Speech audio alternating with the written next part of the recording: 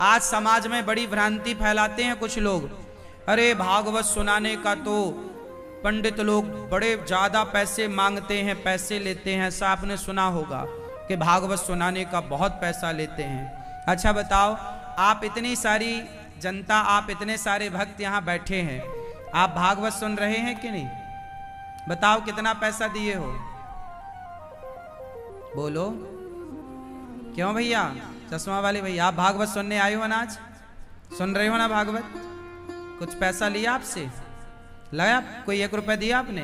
देखो, 1 भी रुपए नहीं दिया आप लोगों ने, और आपको भागवत जी सुनने को मिल रही है कि नहीं? फिर टीवी पे आप लोग भागवत सुनते हैं, बताओ क्या पैसा लगता है? यूट्यूब पे भागवत सुन लेते हो आप, क्या पैसा लगता है? बेवजह ही लोग बदनाम करते हैं, भागवत सुनने का पैसा लगता है। भाई वो तो आपकी श्रद्धा है और आप देना चाहते हैं, आप देते हैं। और वो यजमान बनकर जो पाठ कराते हैं, तो जो खर्चे होते हैं जिस कार्य के, वो आप देते हैं, है ना? तो व्यर्थ में ही लोग बदनाम करते हैं, भागवत जी सुनाने के पैसे लेते हैं। भाई आप ये बताओ कि आप घर से बाहर निकलते हैं तो पैसे लगते हैं कि नहीं? हाँ या ना? अब 3 घंटे आप यहां बैठे हैं, आपके सामने ये माइक है, तो माइक वाले को पैसा देना पड़ेगा कि नहीं? हाँ या ना? ये लाइट है, लाइट का बिल देना पड़ेगा कि नहीं? आपको गर्मी ना लगे इसलिए एसियां चल रही हैं, एसी चल रही है तो बिजली नहीं लगेगी। पैसा कथा का नहीं होता, कथा में जो व्यवस्था लगती है उसका तो लगता ही है। लेकिन लोगों को मुंह चलाना है, मुंह चलाना है उन्हें। आप इतने सारे लोग बैठे हैं, देखो जो नीचे नहीं बैठ सकता उसके लिए सोफे की व्यवस्था है। तो ये व्यवस्था किसके लिए है? हमारे लिए कि आप लोगों के लिए? बोलो। आप आम भक्तों के लिए है, सबके लिए? अब बताओ, ये सोफे में बैठे हैं, इनसे कोई पैसा लिया क्या? अब तो देखो, अच्छी बातें यदि बताई जाएं, आज समाज में क्या है, अच्छाई को कोई नहीं देखता, बुराई को सब देखते हैं। बात ऐसी है ना, पूरे शरीर में मक्खी जाकर केवल घाव में बैठती है। कुछ लोगों की फितरत ही होती है कि सिर्फ कमियां ढूंढना और बदनाम करना बेवजह। और हमारे युवा उनके भड़कावे में आ भी जाते हैं, उनको लगता है ये ठीक कह रहे हैं। वो कभी पटल पे आकर देखते नहीं है कि चीजें क्या सही हैं और क्या गलत। सुनो, जब आपको कोई कहा करे ना कि फलाने गलत है, तो एक बार आप खुद अपनी आंखों से देखने की कोशिश किया करो। एक बार खुद आप अपनी कसौटी में खरा उतारने की कोशिश किया करो, क्योंकि कही गई बातें कई बार सही नहीं होती। जैसे एक धोबी ने कह दिया कि सीता माता गलत है, एक धोबी ने कहा तो दूसरे ने सुना, तो दूसरे ने भी मान लिया, तुम कह रहे हो सकता गलत हो। करते करते पूरी अयोध्या ने मान लिया कि सीता माता गलत है। लगभग अधिकाधिक लोगों ने मान लिया कि सीता माता, किसी ने सीता मां से पूछने की कोशिश नहीं की, किसी ने सीता माता का पक्ष समझने की कोशिश नहीं की। सबने सीता माता पर उंगलियां सीधा दाग दी। ये उंगली, किसी पर उंगलियां उठा देना कितना सरल है, पर रियल तक पहुंचना, यथार्थ तक पहुंचना कितना कठिन है। माता सीता पर उंगलियां उठाई गईं और माता सीता जबकि बिल्कुल पवित्र हैं, गंगा की तरह, अग्नि की तरह, पर फिर भी उंगलियां उठाई गई। ये कथा हमें ये सबक देती है कि कभी किसी पर बेवजह उंगलियां नहीं। अच्छा ये बताओ आपके कितने बच्चे हैं? आप सबसे प्रश्न है मेरा, कितने बच्चे हैं आप लोगों के? किसी के 2 हैं, किसी के 4 हैं, किसी के 5 हैं, किसी का 1 है। क्यों? पढ़ाते हो बच्चों को, स्कूल की फीस भरते हो ना? कितनी भरते हो? कोई 1000 रुपए, कोई 2000 रुपए महीने का, कोई 5000 रुपए महीने का, कोई 10,000 रुपए महीने का, हाँ या ना? कोई 500 रुपए महीने का, कोई 200 रुपए महीने का भरते हो ना? बोलो हाँ। कितने बच्चे हैं आपके? 2 या 3 या 4 या 5, अधिक से अधिक, हाँ या ना? और आप सारी जिंदगी में केवल 2 या 3 या 4 बच्चों को पढ़ा लिखा कर योग्य बना पाते हैं। बोलो हाँ। लेकिन ये दास अनिरुद्ध, बहुत आसान है उंगलियां उठा देना किसी बात को लेकर, लेकिन गौरी गोपाल आश्रम में 125 बच्चे निःशुल्क पढ़ रहे हैं, जिनकी पढ़ाई लिखाई, रहना फ्री, खाना फ्री, सारे बच्चों की कॉपी किताब सब फ्री। अब आप कहते हो कि अनिरुद्धाचार्य कथा सुनाते हैं, पैसा लेते हैं, तो कोई पैसा लेके मैं अपना बंगला थोड़ी बना रहा हूं। बच्चों को पढ़ा रहा हूं कि बच्चे पढ़ जाएं। आप अपने बच्चों को पढ़ा रहे हैं, हम उन बच्चों को पढ़ा रहे हैं जिन बच्चों के माता पिता असमर्थ हैं। और वो गुरुकुल, जो गुरुकुल अंग्रेजों ने, मुगलों ने बिगाड़ा, वो गुरुकुलों की स्थापना कर रहे हैं कि पुराना भारत फिर से दिखने लग जाए, प्राचीनता फिर से दिखने लग जाए। गौरी गोपाल गुरुकुल में 125 से अधिक बच्चे पढ़ रहे हैं निःशुल्क।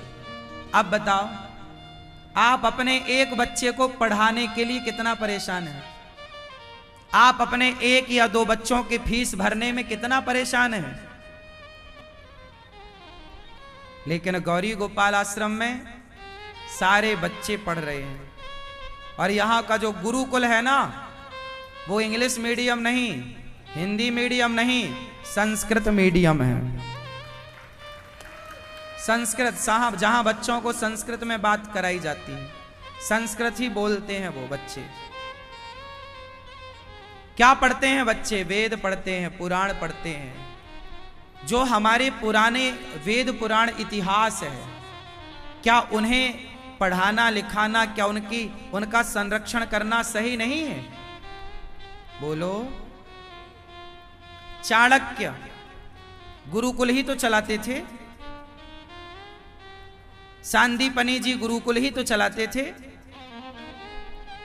जब इंग्लैंड में पहला स्कूल बना 1812 में, इंग्लैंड में पहला स्कूल कब बना? 1812 में, लगभग 1812। उस समय जब इंग्लैंड में पहला स्कूल बना 1812 में, उस समय हमारे भारत में 7 लाख गुरुकुल एक्टिव थे। ऑन रिकॉर्ड इतिहास बोल रहा हूं, मन से नहीं बोल रहा हूं। देख लेना, आप सब चीजें सर्च कर लेना। इंग्लैंड में पहला स्कूल कब बना? कर लो गूगल, आ जाएगा। लगभग 1811। उस समय भारत में 7 लाख गुरुकुल थे। अब आप देखिए भारत का स्तर क्या था, पढ़ाई का, शिक्षा का। अंग्रेज आए, मुगल आए, सारे गुरुकुलों को उजाड़ा। सबसे पहले किसे उजाड़ा? ये जितने मंदिर उजाड़े गए थे औरंगजेब के द्वारा इत्यादि मुगलों के द्वारा, ये मंदिर क्यों उजाड़े गए थे? क्योंकि एक एक मंदिर में 1-1 हजार बच्चों के पढ़ने लिखने की व्यवस्थाएं थी। तो मंदिर उजाड़ने का अर्थ ही था गुरुकुल उजाड़ना। ये मंदिर और गुरुकुल कंबाइंड हुआ करते थे। जैसे गौरी गोपाल मंदिर अब गौरी गोपाल मंदिर को कोई उजाड़ देगा तो गौरी गोपाल गुरुकुल अपने आप उजड़ जाएगा। बात समझ में आई? गौरी गोपाल गुरुकुल को यदि उजाड़ना है तो गौरी गोपाल मंदिर को उजाड़ दीजिए, गौरी गोपाल गुरुकुल उजड़ जाएगा। उजड़ेगा क्या होगा? जो बच्चे पढ़ रहे हैं वो पढ़ाई खत्म, जो ज्ञान यहां से दिया जाएगा पौराणिक वैदिक, आज स्कूलों में जो आप पढ़ रहे हो वो ज्ञान भारत का नहीं है। वो ज्ञान भारत का, बताओ जी, स्कूल में जो आप पढ़ रहे हैं वो ज्ञान कहां का है? भारत का है? नहीं, भारत का इतिहास नहीं है वो। भारत का प्रामाणिक इतिहास क्या है? गुरुकुल। गुरुकुल में जो ज्ञान मिलेगा वो प्रामाणिक है, भारतीय ज्ञान है। तो गौरी गोपाल गुरुकुल आज 125 से अधिक बच्चे पढ़ रहे हैं और सभी बच्चे, सोचिए, सवेरे 4 बजे जागते हैं बच्चे, 4 बजे जागते हैं, नहाते धोते, 6 बजे तक वो संध्या वंदन से फ्री होकर 6 बजे पहली क्लास चालू हो जाती है बच्चों की। आप मेरी बातों पे बिल्कुल यकीन ना करना, आके देखो। जो हम कहते हैं ना, केवल गाल नहीं बजाते, करते हैं, मुंह नहीं चलाते बेवजह। सवेरे 6 बजे से क्लास स्टार्ट हो जाती है बच्चों की। पहली क्लास स्टार्ट होती है, उसके बाद फिर बच्चों का ब्रेक होता है तो नाश्ता, सुबह नाश्ता 8 साढ़े 8 बजे के बीच बच्चे जलपान करते हैं, फिर आधे घंटे का ब्रेक, फिर पढ़ाई स्टार्ट, फिर पढ़ते हैं, फिर भोजन आया, भोजन करते हैं, भोजन के बाद 1 घंटा विश्राम करते हैं, फिर पढ़ाई करते हैं। आखिरी क्लास 8 बजे पूरी होती है। सुबह 6 बजे से लेकर कोई कोचिंग की, सोचिए, बच्चों को यहां पढ़ाना भी, उनको कोचिंग भी यहीं कराना, उन्हें याद भी कराना। ऐसा नहीं कि बच्चे आ गए हैं घर से तो नहीं, उनकी पूरी जिम्मेदारी, उन्हें पढ़ाना, उन्हें याद कराना। आजकल स्कूलों में क्या है, स्कूल वाले पैसा अलग लेते हैं और फिर कोचिंग कराना ही पड़ता है आपको, कोचिंग का अलग। ऐसा पढ़ाओ ना साहब के कोचिंग की जरूरत ना पड़े, ऐसा पढ़ाओ कि कोचिंग की जरूरत। अब गौरी गोपाल गुरुकुल में ऐसा ही पढ़ाते हैं। लगभग टीचर जो यहां गुरुजन है वो बिल्कुल हर 2-2 घंटे के लिए अलग, 3-3 घंटे के टीचर एक अलग हैं। अब बताओ, इतनी सारी व्यवस्था के लिए पैसा लगता है कि नहीं? बोलो। तो लोगों को ये तो दिखता है कि कथा सुनाने का अनिरुद्धाचार्य पैसा लेते हैं, उन्हें ये नहीं दिखता कि वो पैसा लगा कहां रहे हैं, समाज की कितनी सेवा हो रही है। एक पक्ष दुनिया देखती है, दूसरा पक्ष नहीं देखती। अच्छा ये बताओ, 125 बच्चे गौरी गोपाल गुरुकुल में हैं, हमें किसने बोला कि तुम पढ़ाओ? ये तो हमारा धर्म है कि भाई यदि हमारे द्वारा, आपके द्वारा कोई बच्चा पढ़ जाए और राष्ट्र के काम आ जाए तो इससे बड़ी सेवा क्या होगी बताओ? हमारे ऊपर किसी का दबाव थोड़ी है कि तुम 125 बच्चे रखो, ये तो हमारी खुशी है, प्रसन्नता है। तो मेरी मां गौरी गोपाल आश्रम को समझने के लिए आपको वृंदावन एक बार कभी ना कभी समय निकाल कर आना चाहिए और यहाँ की सेवाओं को अपनी आंखों से देखना चाहिए। लोग जो कहते हैं उन कही सुनी बातों को आप यदि मान लेंगे तो आपका धर्म के प्रति आपको नफरत होने लग जाएगी। आज दुनिया चाहती है कि धर्म के प्रति आपके अंदर नफरत पैदा हो जाए। वो क्या कर रहे हैं कुछ लोग षड्यंत्रकारी, कि आपके हृदय में संतों के प्रति नफरत घुसाना चाहते हैं ताकि आप संतों से नफरत करें, और संतों से नफरत करेंगे तो फिर धर्म कहां से अंदर जाएगा तुम्हारे, और जब धर्म नहीं होगा तो पतन हो जाएगा। इसलिए गौरी गोपाल आश्रम में जो बच्चे पढ़ते हैं गुरुकुल में, आपसे मेरी विनती है, एक बच्चे को आप गोद लीजिए और एक बच्चे की शिक्षा का सहयोग आप अपनी ओर से करने लायक हो तो करो। देखो, हम आप लोगों से कहते हैं आप सेवा करो, सहयोग करो, आपका मन है तो आप करिए, नहीं मन है तो आशीर्वाद दीजिए। पर सेवा हो रही है गौरी गोपाल। कितने लोग मानते हैं कि गौरी गोपाल आश्रम में सेवा हो रही है? दिल से कितने मानते हैं? अच्छा, देखा किस किसने है सब चीजों को? वृद्ध माओ को, अखंड रसोई को, यहाँ की सेवाओं को देखा है? देखिएगा, देखिएगा, फिर मानिएगा। कहा ना मानिए किसी का, मेरा भी कहा ना मानिए, देखा मानिए अपनी आंखों का। आज भारत में सबसे ज्यादा गाय किसके पास है? गृहस्थों के पास या संतों के पास? आज भारत में सबसे ज्यादा गौ माता गृहस्थों के पास हैं या संतों के? जोर से, जोर से। ऐसे ऐसे संत हैं मेरी मां जिनके पास 5,000 गाय, किसी संत के पास 10,000 गाय, किसी संत के पास 50,000 गाय और किसी किसी संत के पास 1-1 लाख तक गाय हैं। अब बताओ, संतों ने गाय को बचाकर सही किया कि गलत? तो जिन संतों ने गाय को बचाया है उन संतों को भी लोग गलत कहते हैं कि नहीं?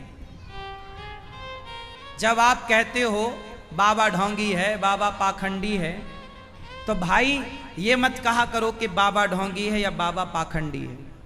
एक का नाम लेके कहो कि फलाना पाखंडी है, फलाना ढोंगी है। बाबा कह दोगे तो उसमें तो सब आ जाएंगे, और सब आ गए तो क्या गाय की सेवा करने वाले जो सालों से सेवा कर रहे हैं, जिनका जीवन चला गया सेवा करते करते, आज संत ना होते मेरी मां तो गाय केवल फोटो पे नजर आती, प्रत्यक्ष तो होती ना गाय।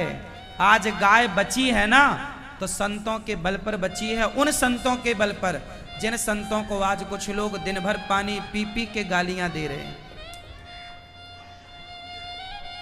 गाय तो सड़क में घूमती है ना तो लोग उठाकर बूचड़ खाने ले जाते हैं। रात को 2 बजे ट्रक वाला आता है, भरता है, सीधा कसाई ले जाता, काट देता है। आज गाय सुरक्षित है कहीं तो संतों के पास, और जहां 1-1 लाख गाय है। अब गौरी गोपाल गौशाला में 350 गौ माता है, 350 गाय है। तो 350 गाय जहां है तो भैया उन गाय की सेवा के लिए कुछ लगता है पैसे वैसे के नहीं? तो लोगों को लगता है बाबाओं को तो जंगल रहना चाहिए। आजकल लोग क्या कहते हैं, बाबाओं को तो जंगल में रहना चाहिए। बताओ भैया कौन से जंगल में रहें? जंगल छोड़े क्या तुम लोगों ने? कौन से जंगल चले जाएं बताओ? जंगल जाएंगे तो वन विभाग उठा के फेंक देगा। इसलिए सोचिए, आज लोग संतों को कितना टारगेट करते हैं। संतों को पाखंडी बताने में, ढोंगी बताने में बहुत लोग लगे हुए हैं कि इन्हें सिद्ध करें कि ये पाखंडी है। अब मेरी मां, दूसरे लोग हिंदुओं को गाली दें, सनातन धर्म को गाली दें तो चलता है, मुसलमान गाली दे तो चलता है, क्रिश्चियन गाली दे तो चलता है, लेकिन कम से कम हिंदू साधु समाज को, साधु संतों को हिंदू समाज तो कम से कम गालियां ना दे, वो तो सम्मान करे अपने साधुओं का, अपने संतों का। तुम तो अपने सनातन धर्म में साधु संतों का आदर करो। जो गलत है उसका नाम लेके कहा जाए कि ये आदमी गलत है। अब टीवी पे क्या दिखाते हैं, बाबा ढोंगी, बाबा पाखंडी। भाई बाबा कौन सा बाबा? नाम ले लो उसका। अब आप तो एक तराजू में सबको तौलते चले गए, हाँ या ना? इसलिए कई बार एक मछली पूरे तालाब को गंदा करती है, इसका मतलब ये नहीं 5 उंगली एक सी नहीं होती। संतों के प्रति श्रद्धा रखिएगा। आज आपकी श्रद्धा को बार बार ठोकर मार के तोड़ने की कोशिश चल रही है। श्रद्धा बनती है, फिर कोई ऐसा केस हो जाता है कि श्रद्धा फिर टूट जाती है, फिर बनी, तब तक फिर कुछ ऐसा हो गया, फिर टूट गई। इसलिए जो संत अच्छा कार्य कर रहे हैं, अच्छा ये बताओ, कोई कुछ गलत करता है तो वो सबको पता लग जाता है, फलाने ने गलत किया। आज मुझे ये बताओ कि जब कोई गलत करता है तो सबको पता लग जाता है कि देखो गलत किया इसने, पर जो सही करता है क्या उसके बारे में सबको पता लग पाता है? नहीं ना, नहीं ना। हाँ, यही अंतर है। गलत का प्रचार जल्दी हो जाता है, अच्छे का प्रचार नहीं होता। ये सच्चाई तो ये है कि लोग अच्छा देखना ही नहीं चाहते, लोग तो केवल बुरा देखने के लिए बैठे हैं कि भाई कब बुरा हो, कब हम देखें।